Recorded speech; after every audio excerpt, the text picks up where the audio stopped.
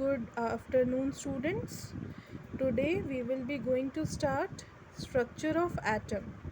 All matter consists of small indivisible particles called atomos, meaning uncuttable or indivisible.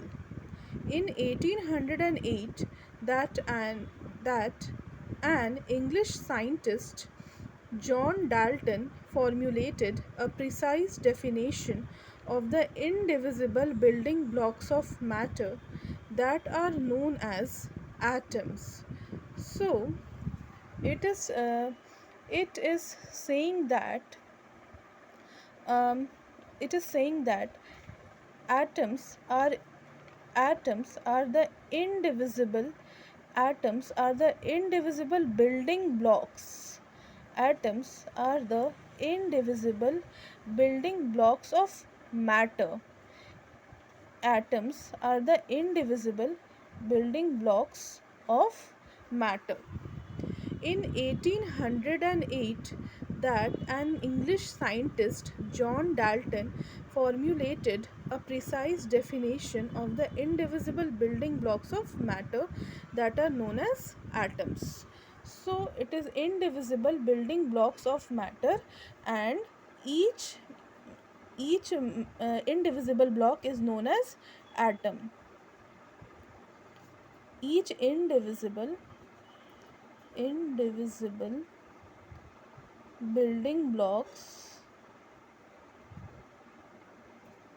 building blocks is known as atoms is known as atoms is known as atoms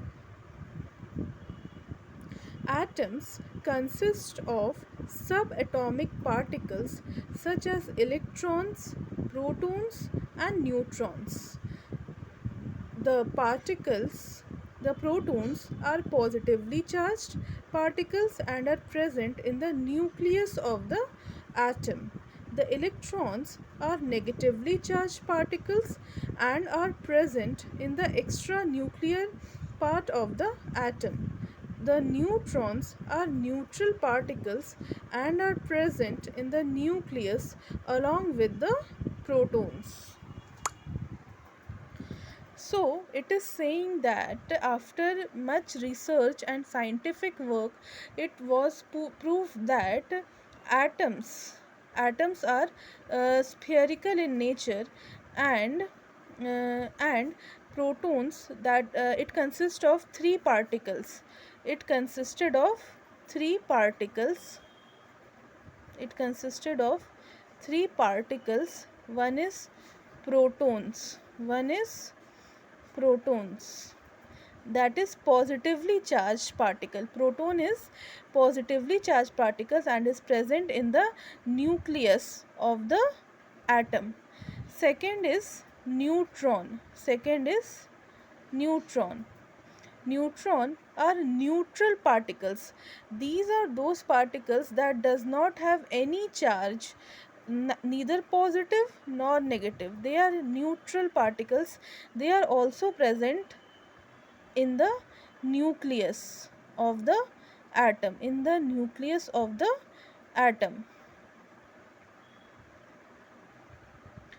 Third is the electron.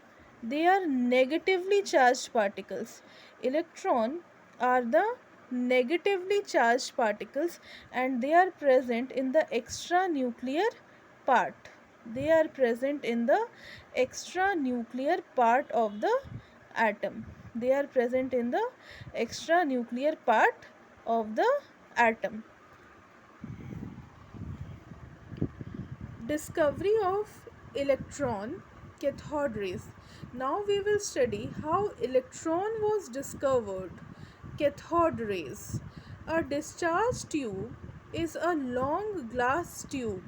This tube is fitted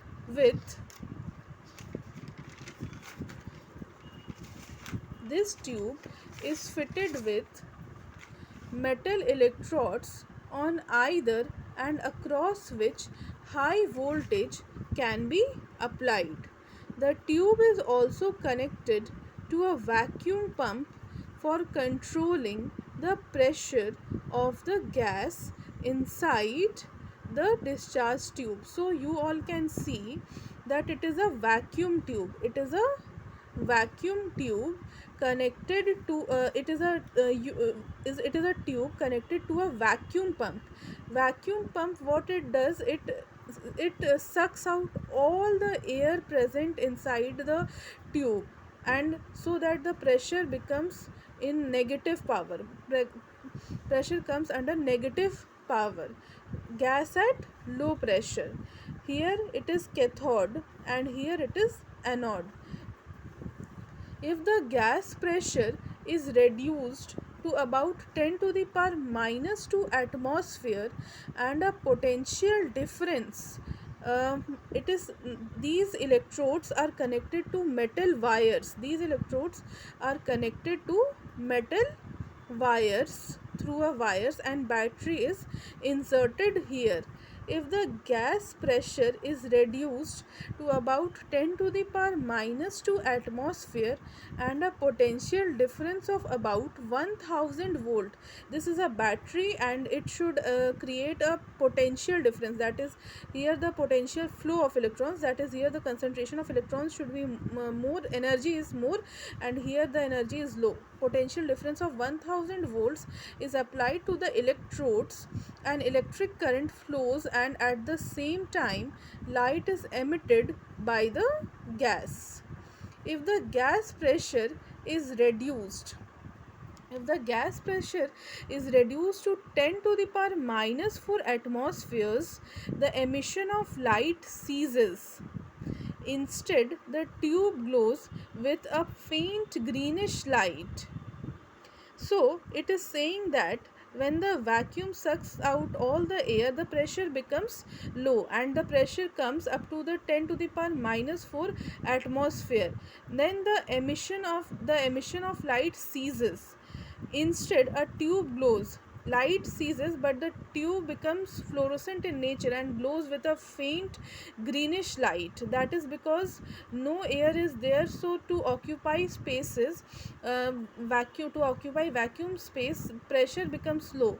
To occupy the space and create more pressure, from the electrons are squeezed out from the metal electrodes. Fluorescence was caused due to the bombardment of the walls of the tube by the rays emanating from cathode. These rays are called cathode rays because they started from cathode and ended at anode. Fluorescence was caused due to bombardment. Here fluorescence is caused